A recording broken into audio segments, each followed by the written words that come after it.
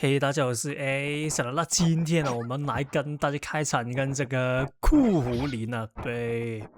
那我相信呢，酷狐狸呢是這個印尼服或者是韓服，甚至是其他已經倒閉的伺服器啊，一直非常之受歡迎的一隻角色。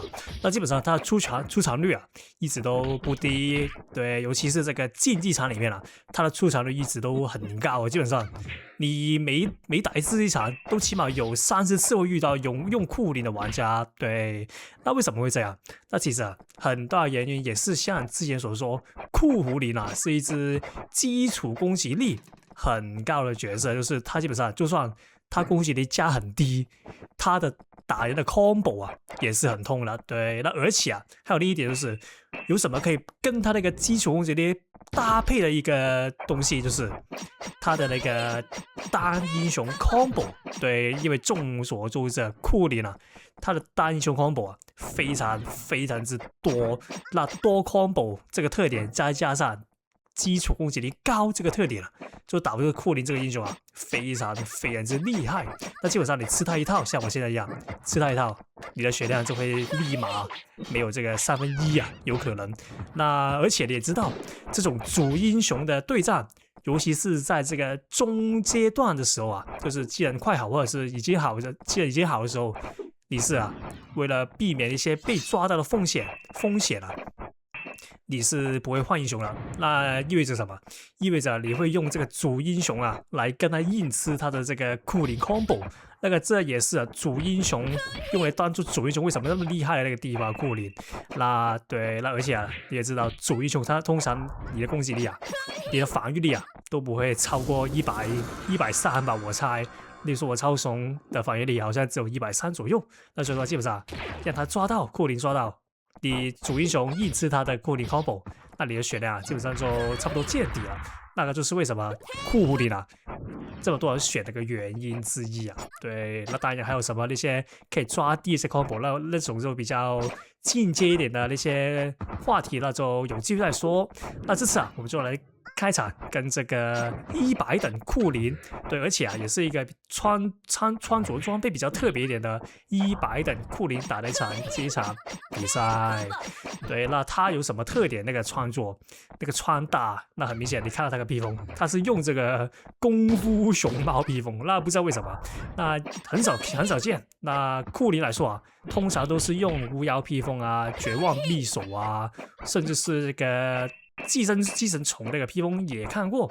那但是啊，功夫熊貓披風好像真的沒看過。那這次啊就特別一點，就來看一下這個功夫熊貓披風怎麼跟這個酷狐狸有搭配吧。对，那來到這個第2回合了，那一開始也是我的習慣，先加宙斯 SD， 那給敵人打時間就順手加個好友。對，那這邊的我血量已經差不多見底了。那我們現在唯一能做就是試着用這個盔甲來抓他。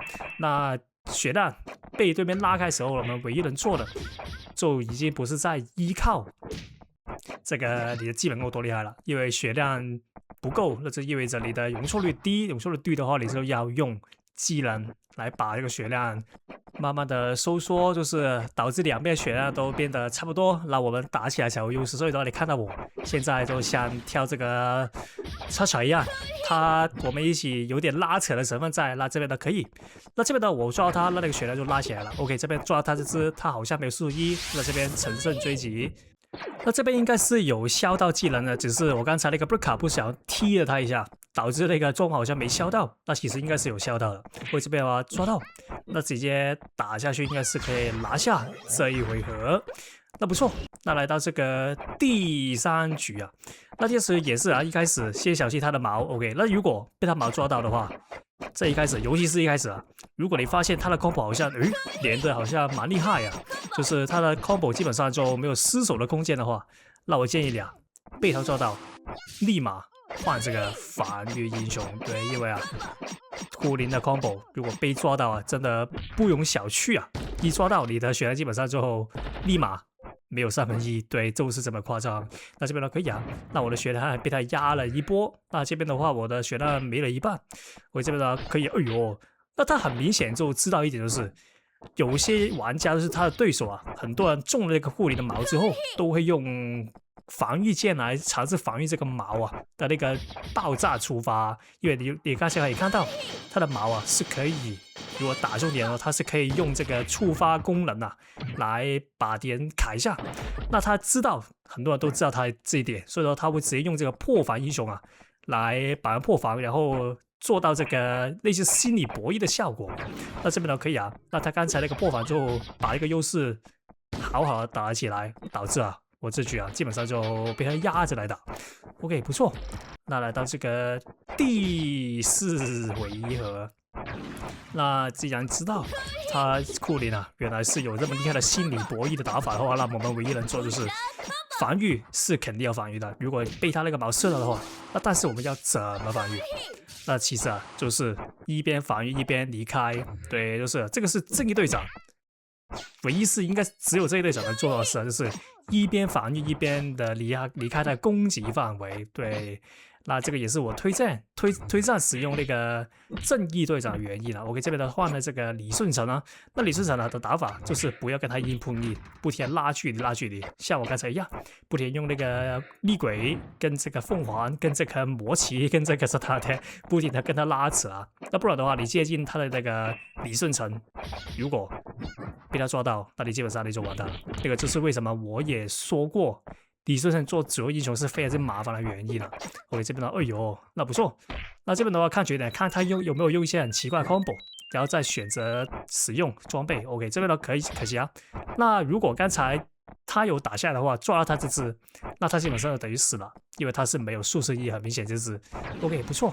那不太好運啊，抓到他的那些位置都是在這個掉落區邊邊，那讓他進行了這個逃脫啊。OK， 哎呦，可惜。那這個就是那一點，伺服器有點問題，導致那些人物啊，這個 hitbox 有點奇怪啊。那但是身為那個專業的印尼服 Lost Cycle 玩家，這種事啊，司空見慣，那習慣就行了。那如果你不習慣，雖然也是伺服器問題，但是我覺得你玩那麼久還沒習慣這一點的話，你呀、也要承擔這個10%的那個責任。對，那這個只是一個笑話的。